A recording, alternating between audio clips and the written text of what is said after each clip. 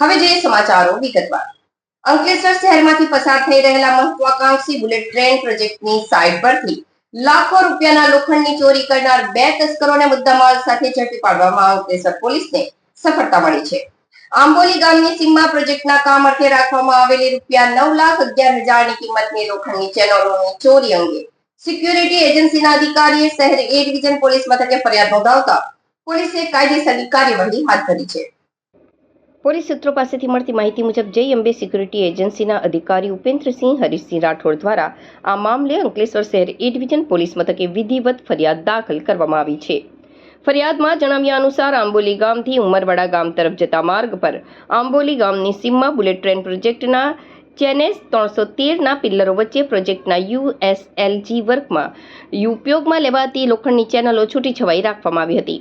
આ ખુલ્લી સાઇટ પર તસ્કરોએ રાત્રિના કે અન્ય કોઈ સમયે ગુનાહિત અપ્રવેશ કર્યો હતો. સાઇટ પર પડેલી કુલ 30 નંગ લોખંડની ચેનલો, જેનું અંદાજિત નેટ વજન 22,775 કિલોગ્રામ થાય છે, તેની ચોરી કરી લીધી હતી.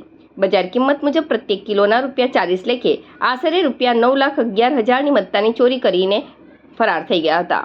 અંકલેશ્વર એ ડિવિઝન પોલીસ મથકે સબરે હુસેન મોહમ્મદ કાસિમ અલી શેખ રહે નોબલ માર્કેટ અંકલેશ્વર, જૈનુલા અબુદ્દીન ઉર્ફે પપ્પુ નિઝામુદ્દીન ખાન રહે કેબલ ગલી અંસાર માર્કેટ અંકલેશ્વર ફરિયાદ નોંધાવી હતી.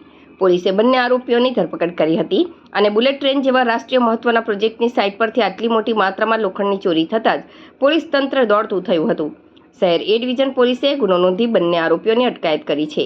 આ ચોરીમાં અન્ય કોઈ સ્થાનિક ગેંગ કે ભંગારના વેપારીઓની સંડોવણી છે કે કેમ, તેમજ ચોરીનું આટલું ભારેખમ લોખંડ કયા વાહનમાં હેરફેર કરવામાં આવ્યું તે દિશામાં પોલીસે ઊંડાણપૂર્વક તપાસ શરૂ કરી છે.